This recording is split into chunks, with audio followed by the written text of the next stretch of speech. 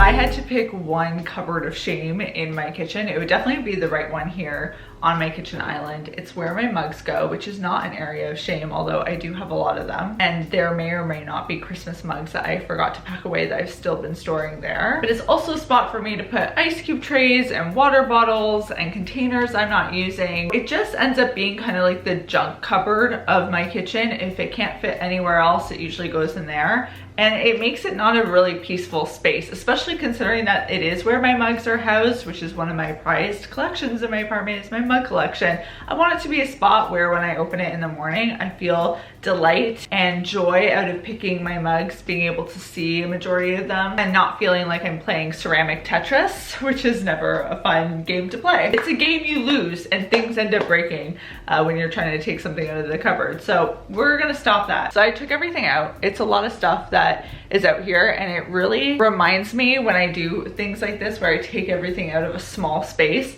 how much stuff is easy to accumulate in your home. Like you think, oh, I don't own that much. And then one cupboard comes out and fills your whole kitchen island and you're like, ooh, that's concerning because there's a lot more cupboards in this kitchen. I definitely need to give this a little bit of an edit down and either toss things that are chipped and not like donatable, or set aside things that are donatable, but like I need to get some things out of this home. And I'm gonna take the same approach I do with clothing in my closet. If I haven't used it in the last 6 months or a year, I have to really ask myself if it's worth being in this kitchen, because although this is quite a large kitchen for Toronto, it's not just housing kitchen utensils and cooking tools, it's also housing cooking materials. So like it's being my pantry as well. So it also has a lot of roles to play and the space fills up quickly, so I have to be smart. I go back and forth over whether or not I should keep this even at this point. I haven't used it in probably a year and a half, but it is one of those handy things in large pitcher for making sangrias or juices in the summer that is convenient, especially when you have people over and you want to do like a nice mixed drink. But at the same time, it takes up so much space, like almost half a cupboard is this jar. This is how you know we're organizing in real time right now, because my original intention of getting this clip right now was to talk about how I was going to wrap up my Christmas mugs and store them away in a cupboard, actually underneath my couch, because I've got storage underneath there, so that like they're out of sight, out of mind, and I can like reintroduce them back during the holidays and feel like, oh, I haven't seen you in a while, because right now they're in plain sight.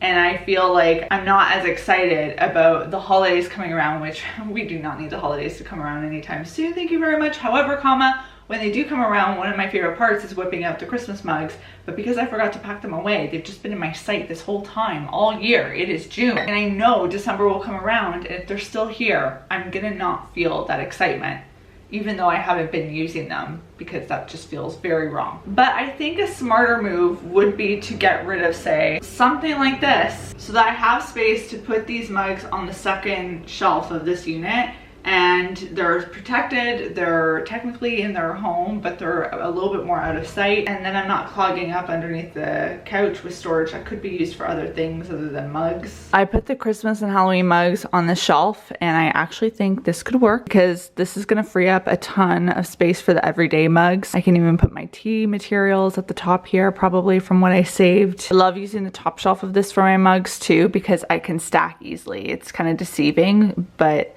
this little lip of wood makes it look like it's a smaller shelf than it is, but you can usually do some good stacking here. So I think we're gonna buy some space. One of my favorite parts about organization and making sure you're doing regular organization is you can find new purposes for old things. So I've had these sitting in my cupboard, my kitchen cupboard, for a while now. They were sent to me with a PR package, and I just thought it was so silly to just recycle them, because they're really usable bamboo lid little storage units. But even though they're probably meant for spices, I don't really need them for spices, and I also find it a little too large for spices. It's like that awkward size. But in my bathroom, I have these glass jars that hold my cotton pads and my Q-tips that need to be refilled. The silly part about these guys is they used to have lids, but for a few reasons, I no longer have lids on them, which I don't love in a bathroom, not having that kind of stuff sealed with a lid. So I'm gonna use these as my new cotton pad / Q-tip holder, because I think they are gonna be a perfect size.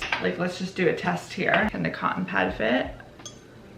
Oh my god, it's perfect. Like literally the perfect size for cotton pads, and it's gonna stack so beautifully. And then even these Q-tips are gonna fit really nicely in here. I'm gonna fill these up higher, but this is so nice. A little bathroom storage upgrade, and I didn't have to spend anything. I didn't have to get new things. That's what I like to see. And you know what? There are things like that all around your home where you're like, it's no longer having use in this room, so I can use it in a different room. And it adds like life to these things, because now I'm looking at these as not a waste of space, but something that has actually refreshened up a vital part of my everyday routine.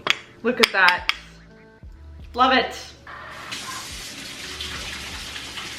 These are now my everyday mugs and a tea section over here. On the middle shelf, we've got my seasonal mugs in the back, where it doesn't matter if they're a little cluttered back there because I don't need access to them. And more mason jar containers. These are just like good to have on hand. I'm not technically using them right now, but there can always be a pantry item that requires something like this, so I don't want to get rid of it. All the water bottles, tea steeper, vegetable oil, a little basket at the bottom, my waffle maker, an immersion blender, and lids for water bottles and some plastic straws, just some random stuff. More water bottles, pancake art maker. This is probably the thing that's not as well placed. Like, I'd like this to just be empty, but I don't use the salad spinner every day, so I feel like this is the natural place to put those ice cube trays. But look at that, isn't that fantastic? Again, doesn't look like super clean and super perfect. Obviously with my mugs, it'd be great if it could all just be singles and not double stacked, but we gotta be realistic here. We gotta maximize the space where we can. And to add baskets or anything for this to make it visually appealing, I just think I'd lose a ton of real estate by using a basket system. So I'm just keeping things grouped together, and realistically, I don't anticipate this shelf or this shelf really having much movement at all, because these are not things that I'm using every single day. This is the one that gets used the most, and there's a lot more room in it now, so this is gonna have the biggest impact. While I was here in the kitchen, I looked at my pantry and thought, you know what, it could use a little reset, so I'm gonna set a timer for 10 minutes and just quickly reorganize things, put things back together. It doesn't require a full take everything out, put everything back in kind of session, because I did that a few months ago, and it's held up pretty well. I just have a few things that I need to put back in their proper place. So that's just the name of the game. I think mini organization sessions are almost more valuable than like the big ones where you take everything out and put it back in, because it's just allowing you to maintain a space. And I think every space that is lived in well is inevitably going to need that reset time, unless like you're super diligent about putting everything where they're supposed to be. And like, I'm generally okay with that, but I will skip the fine details, and the fine details are where I think everything comes together and feels more like a cohesive, organized space. My tea section in that other cupboard is like, whoa, boxes everywhere. I need to just take the tea bags out and put them in the organizer, and it'll look a lot better, trust me. I'm getting my 10-minute timer started, and here we go. Expired. No. I only have 1 can of black beans left, so I need to do a restock.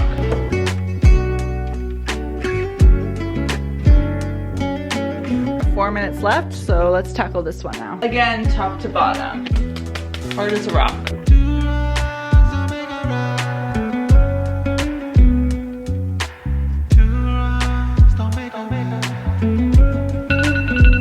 Okay, timer is up. I didn't technically finish. I just have a few little things, but I've done up here.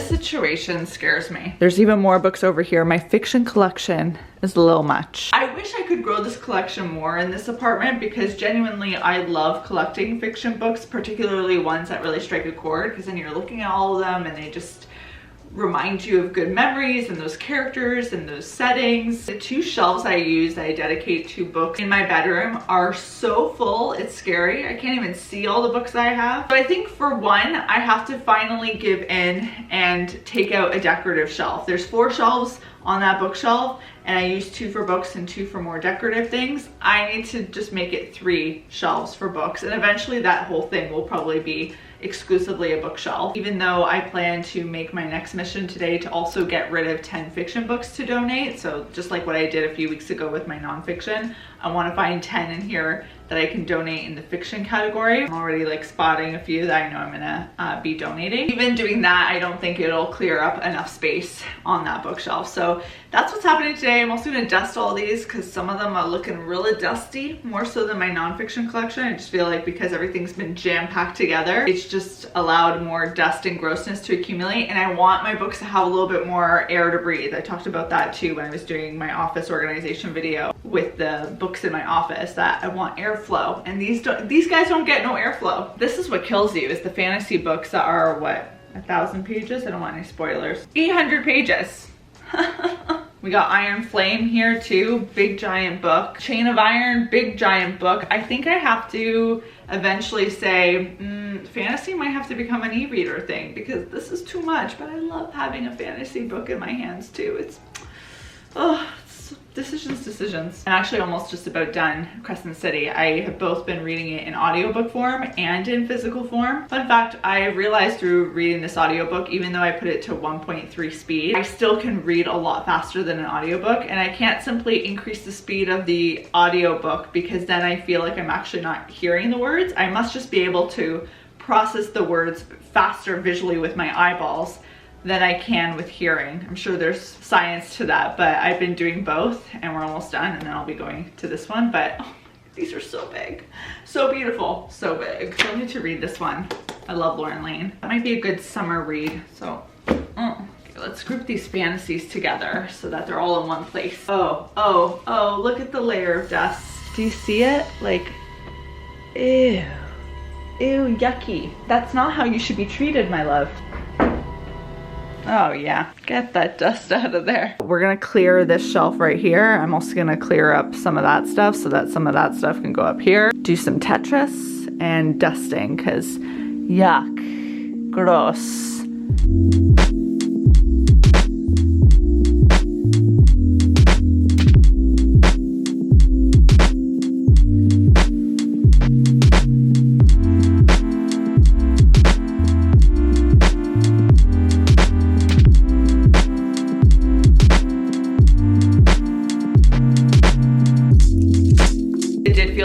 Impossible task, but I did the task of getting rid of 10 books and my heart hurt. But alas, it had to be done, and I'm gonna donate these and they'll go to great homes. So I'm gonna be donating 20 books in total this spring, which is great. My original plan to leave one decorative shelf on that bookshelf just didn't make sense to me as I started putting things together. But I'm so happy with how this looks now. Come in here, I'll show you. Ta-da, look at that.